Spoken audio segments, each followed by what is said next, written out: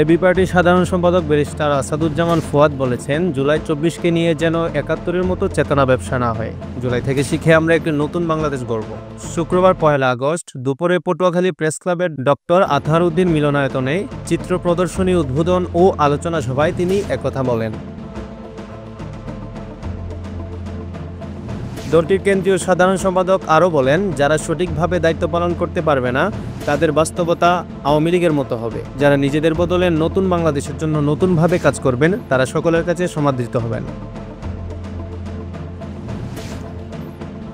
AB পার্টির পটুয়াখালী জেলা শাখার আহ্বায়ক প্রফেসর ডক্টর এএসএম ইকবাল হুসাইনের সভাপতিত্বে অনুষ্ঠানে বক্তব্য রাখেন দলের কেন্দ্রীয় senior vice chairman professor doctor major Abdul Wahab Minar ও সাংগঠনিক সম্পাদক গাজী নাসির। আলোচনা শেষে জুলাই আন্দোলনের প্রদর্শিত চিত্র ঘুরে দেখেন উপস্থিত সবাই।